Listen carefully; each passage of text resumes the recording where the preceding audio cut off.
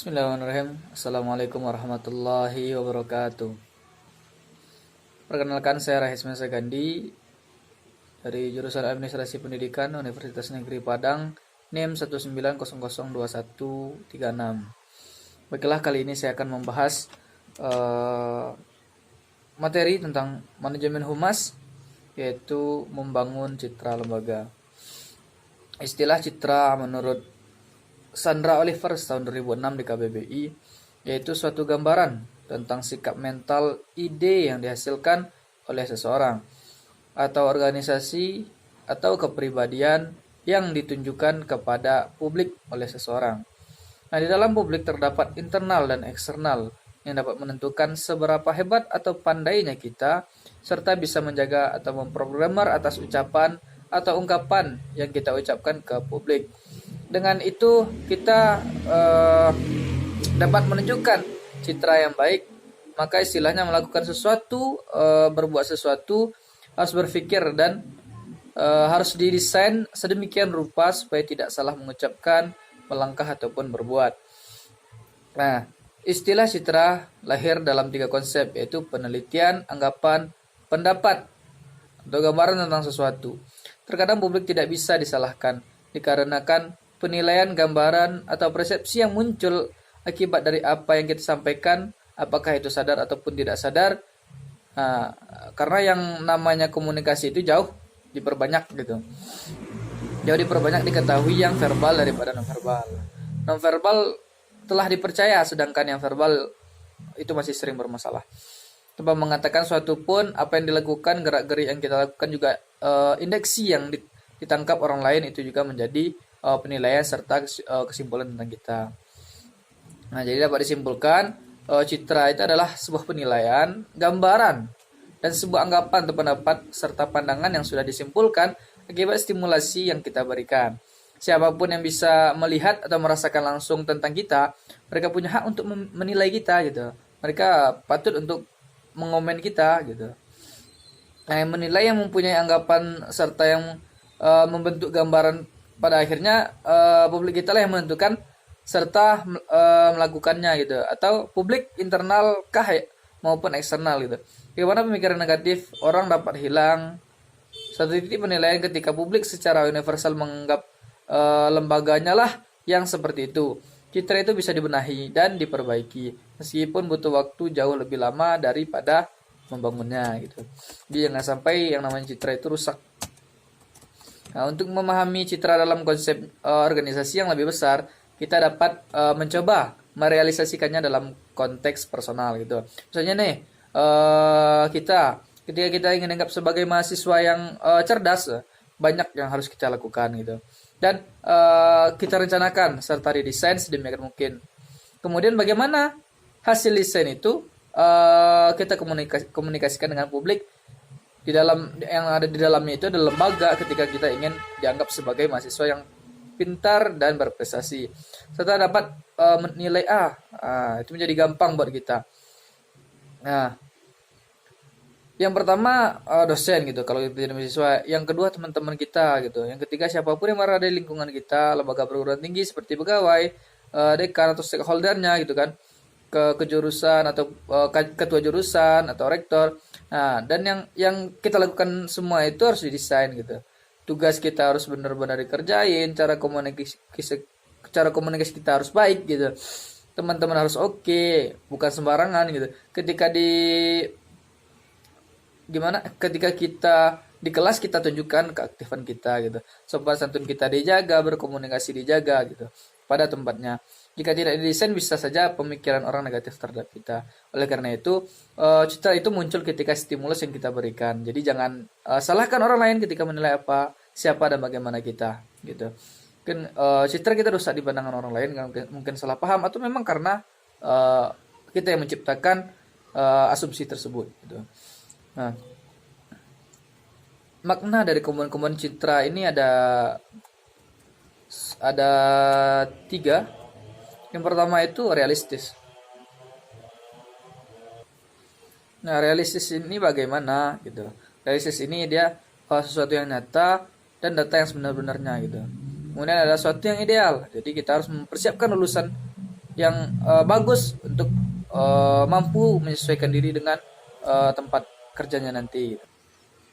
Nah, kemudian yang ketiga, harapan atau keinginan. Harapan bagaimana orang terdekat kita menginginkan agar kita serius dalam belajar, agar citra dapat dipandang dengan baik. Nah, selain itu aspek pembentukan citra itu ada empat. Nah, yang pertama itu persepsi atau pandangan.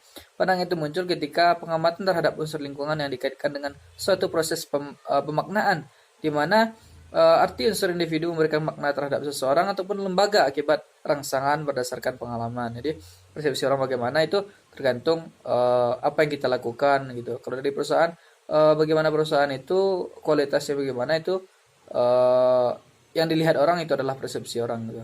Apa yang dipahami orang adalah persepsi orang gitu.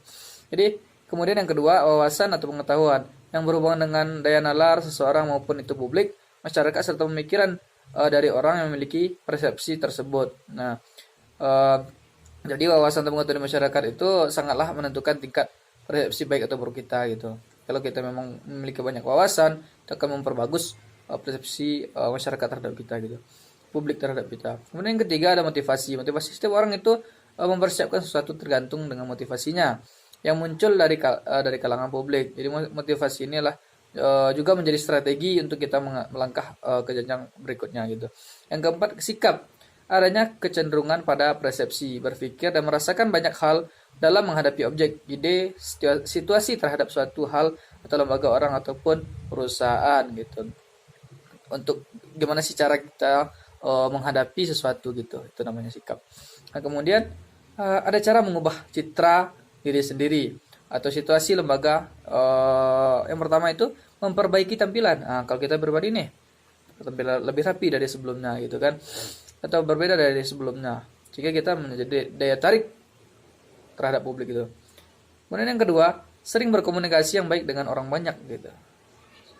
Untuk lembaga yaitu publik internal dengan eksternal gitu.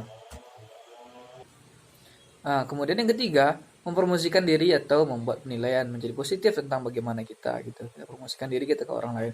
Dan keempat, menjaga reputasi kita. Reputasi sudah terbentuk. Kemudian yang keempat itu menjaga reputasi.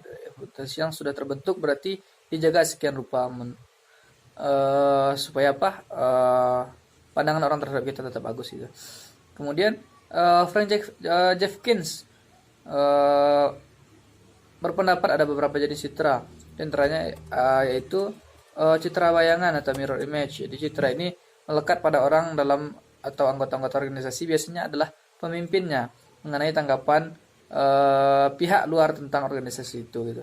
Yang kedua ada citra terkini, yaitu citra yang masih hangat gitu pada pandangan publik eksternal mengenai suatu lembaga dan masuknya berbagai informasi dan pengetahuan yang terbatas dapat diartikan sebagai kebalikan dari mirror image tadi.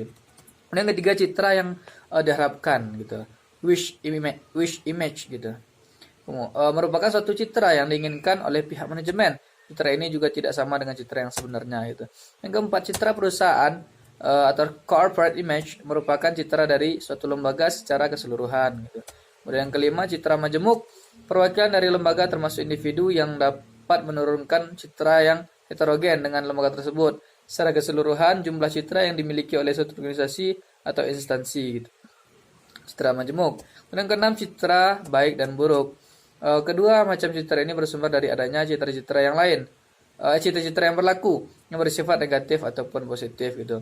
Terdapat juga manfaat dari citra sebuah lembaga atau perusahaan sebagai berikut. Yang pertama itu meningkatkan daya tarik perusahaan atau lembaga yang positif gitu. Jadi dengan citra kita bisa meningkatkan daya tarik sebuah perusahaan atau seseorang gitu, asalkan citranya positif gitu. Kemudian yang kedua, meningkatkan efektivitas strategi atau pemasaran, promosinya dibanyakin gitu kan. Kalau promosi udah banyak, orang sudah banyak mengetahui tentang perusahaan atau sudah banyak mengetahui tentang diri kita gitu, jadi kita bisa lebih terkenal gitu, banyak diketahui orang lain, sehingga dengan konsep kita dikenal oleh banyak orang, maka kita bisa dibilang citra yang bagus gitu, asalkan yang dikenal itu positif gitu. Jadi kita promosikan dalam bentuk poster, spanduk atau iklan atau video atau berbagai macam media promosi untuk mengenalkan diri kita atau sisi positif kita kepada pihak eksternal atau publik eksternal tadi gitu. Kemudian yang ketiga, citra menjadi perisai di saat suatu lembaga atau perusahaan itu sedang krisis gitu. Ya, oleh karena itu citra positif ini yang dapat membuat orang dapat membantu serta mempercayai suatu lembaga perusahaan tersebut gitu. Oke, mungkin sekian dari saya tentang bagaimana menjaga citra lembaga. Terima kasih, jangan lupa like, comment, and subscribe. Assalamualaikum warahmatullahi wabarakatuh.